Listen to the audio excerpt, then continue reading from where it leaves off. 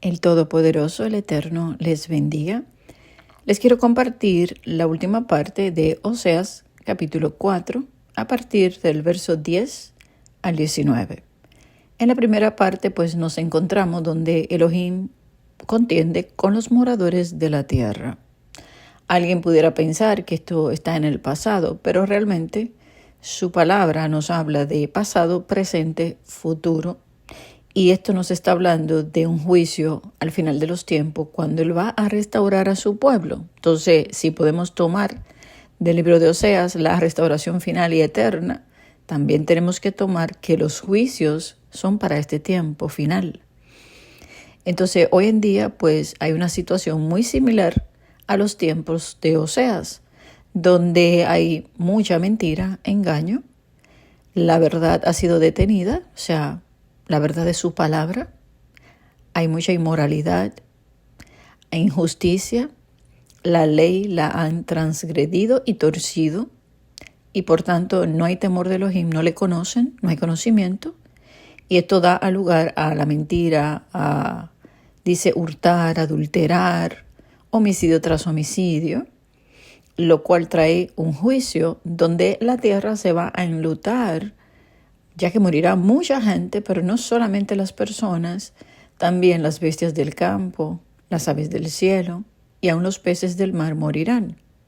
Vemos cómo, pues, los tiranos de este mundo, pues, están haciendo situaciones o cosas que están llevando a la contaminación de las aguas, también del aire, donde es muy fácil, ¿verdad?, en estos tiempos principalmente, de mirar cómo las aves caen muertas, como las aguas son contaminadas ante explosivos de sustancias, ¿verdad? Y también, pues, las bestias del campo por medio de enfermedades. Entonces, estas también van a llegar a los hombres, porque hay una autodestrucción de la humanidad. Y por eso dice que, pues, Yeshua se levanta a destruir a estos destructores y a poner su orden. Entonces, el mundo se ha enloquecido realmente. Entonces viene este juicio donde aquellos que debieron llevar la verdad, su pueblo, pues están en pecado, en iniquidad, están con el mismo enemigo, haciendo, destruyendo del lado de la injusticia, torcieron la ley, rechazaron la Torah, pero aún sigue siendo un pueblo que alcanzará misericordia a través de la tribulación y del juicio. Entonces, por eso es que ahora empieza a hablar de el castigo, los juicios que vienen, lo cual no podemos echar a un lado. No podemos tomar las escrituras y solamente mirar la parte buena. Ay, Él nos ama, Él nos va a restaurar, ¿verdad? Tenemos que tomar el ejemplo de lo que pasó antes, tomar la reprensión y cambiar nuestras vidas. Y dice que este pueblo será castigado por su conducta porque sus obras son malas y cada cual dará, pues, conforme a sus obras, y que el pueblo pues se alimenta de iniquidad, de pecado y de maldad, y a este pecado levantan su alma. O sea, se han dado a buscar lo que perece, lo vano, lo que no tiene valor, la mentira, doctrinas engañosas que le prometen paz, prosperidad, que les dice que no van a pasar nada, nada les va a pasar. Ustedes son los súper escogidos, los súper ungidos, pero sin embargo están alejados del Creador porque están confiando en el mundo, en Egipto, ¿verdad? Entonces dice en el verso 10, comerán, pero no se saciarán, fornicarán, mas no se multiplicarán porque dejaron de servir a Yahweh. Fíjense que el pueblo cree que está sirviendo a Elohim, pero realmente está sirviendo a sus propios deseos. Dice la palabra que ellos dan fruto, pero para sí mismo, frutos de su maldad y de su pecado. Entonces, lo que comen, que es pecado, no les saciará. La mentira no sacia la sed del alma, ni tampoco da buenos frutos. Fornicarán, mas no aumentarán, porque dan hijos para muerte, porque ya dejaron de ser siervos de Elohim para servir al mundo y a las pasiones y a lo vano. Entonces, el verso 11 dice, fornicación, vino y mosto quitan el juicio. Entonces, esa fornicación que tiene su pueblo es una fornicación espiritual. La embriaguez de este vino que dice aquí es la Babilonia, que le ha conquistado el corazón para destruirlo. O sea, le quitó el entendimiento, la cordura, la mente, o sea, como perdió el juicio, ¿verdad? Para pensar, pues su pueblo está embriagado y está atraído su corazón engañoso a la mentira de la Babilonia. Por eso dice que esa fornicación lo llevó a tomar ese vino, ¿verdad? Que le quitó el pensar, ya que quedó embriagado y su corazón atado a la mentira. El verso 12 dice, mi pueblo a su ídolo de madera pregunta y el leño le responde, porque espíritu de fornicaciones lo hizo errar y dejaron a su Elohim para fornicar. Espíritu de fornicaciones son demonios que le hizo desviar, errar y apartarse o extraviar. Está perdido. ¿Han visto personas que le oran y le piden y le rezan a imágenes y dicen que esa imagen les respondió? Pues espíritus de los demonios que engañan también. Y de eso vemos mucha gente que practica santería, personas que le piden a las estatuas, ¿verdad? Otros que piden a Elohim, ¿verdad? Pecados, o sea, peticiones pecaminosas y que se les responde, por ejemplo, y creen que fue Elohim, pero no, fueron demonios que les respondieron. Entonces, estos espíritus de fornicaciones les responden para tenerlo ahí en la oscuridad, ya que se desviaron del camino. Verso 13. Sobre las cimas de los montes sacrificaron e incensaron sobre los collados, debajo de las encinas, álamos y olmos, que tuviesen buena sombra. Por tanto, vuestras hijas fornicarán y adulterarán vuestras nueras. Verso 14, no castigaré a vuestras hijas cuando forniquen, ni a vuestras nueras cuando adulteren, porque ellos mismos se van con rameras y con malas mujeres sacrifican. Por tanto, el pueblo sin entendimiento caerá. Aquí lo que está hablando es que el pueblo subía, ¿verdad?, a sacrificar, a incensar con mujeres rameras malas que sacrificaban. Entonces, lo que le dejaban a su familia, por eso menciona hijas y nueras, pues es un mal ejemplo. Por tanto, si esa era la cabeza que lo hacía, es como yo no la voy a castigar a ella, sino que al pueblo completo, pero empezaría por la cabeza del hogar, que sería pues lo que eran las cabezas del hogar, los líderes, para ponerle de esta manera. Yo se lo voy a leer de la otra versión que está un poco más clara. Dice, por eso sus hijas se entregan a la prostitución y sus nueras cometen adulterio. Pero, ¿por qué debería yo castigarlas por su prostitución y adulterio? Pues sus hombres hacen lo mismo, pecando con rameras y prostitutas de los templos paganos o pueblo necio. Se niegan a entender, por eso serán destruidos. Entonces en el verso 15 dice así, a pesar de que tú, Israel, eres una prostituta, que Judá no sea culpable de tales cosas. No te unas a la falsa adoración en Gilgal o Bet-Aven, ni jures allí en el nombre de Adonai.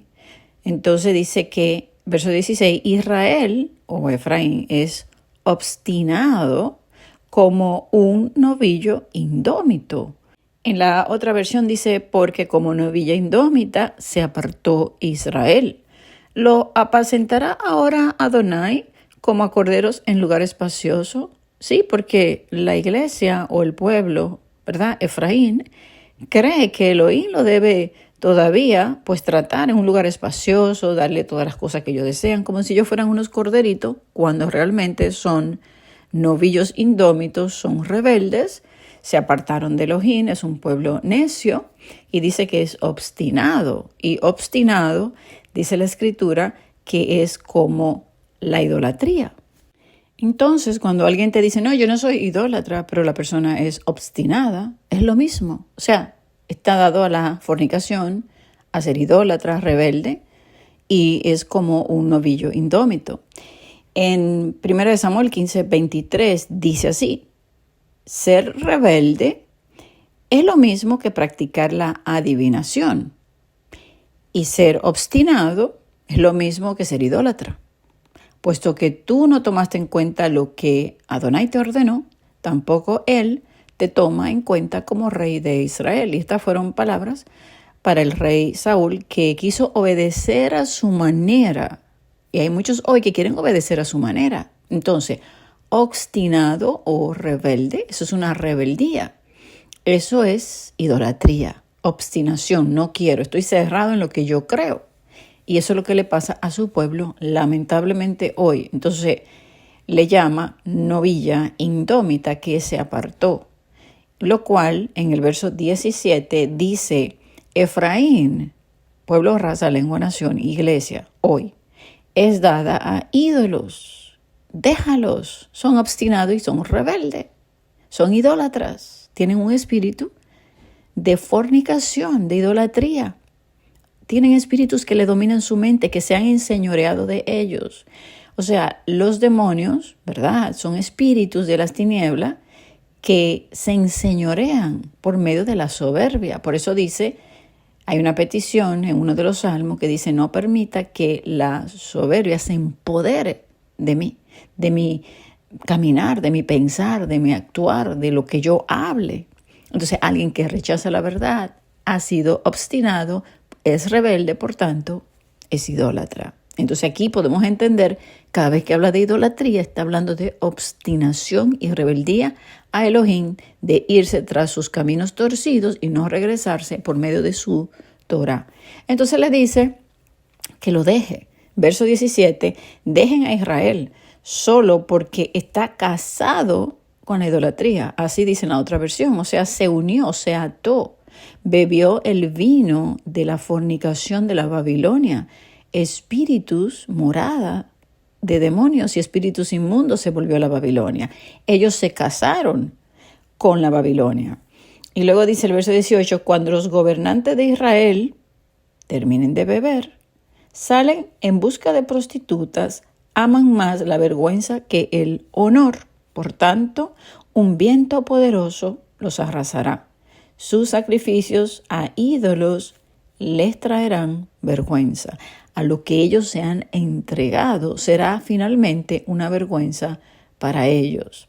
Dice, su bebida se corrompió, fornicaron sin cesar. Sus príncipes amaron lo que avergüenza. Y el verso 19 dice, el viento los ató en sus alas y de sus sacrificios serán avergonzados. Imagínense, el mismo viento, y viento es espíritu, los ató, están en atadura. Imagínense que estén atados en alas como aves, ¿verdad? Donde el viento le va contrario. Entonces un ave que no puede volar libremente, sino que tiene un viento contrario. ¿A dónde lo va a llevar? A la destrucción, a la caída de esa ave. Entonces, su pueblo está así hoy. Pero fíjense que ahora en el capítulo 5 nos habla del castigo por esa apostasía y sigue hablando de lo que Él va a hacer con su pueblo, pero termina con la restauración final y perdonándole. O sea, quita la ira y entonces es hallado el fruto. Siempre hay una palabra, ¿verdad?, de restauración y misericordia, pero se presenta la condición rebelde y obstinada de un pueblo que lo primero es que es idólatra porque su primer Dios son ellos mismos, buscar lo suyo y lo propio. Cuando Elohim dice que nos entreguemos voluntariamente a Él y que sirvamos al prójimo primero que a nosotros. Entonces, cuando las personas buscan lo suyo primero, ellos son sus propios dioses, el propio yo, y el orgullo se apodera, y esto es pues una morada de espíritus inmundos, espíritus de fornicación, que es donde está su pueblo hoy, de lo cual, bueno, será liberado. Porque también está escrito, pero tiene que negarse a sí mismo, morir al yo, y le viene esa liberación, esa restauración, lo cual esperamos para este final de los tiempos. Amén. Muchas bendiciones, amados.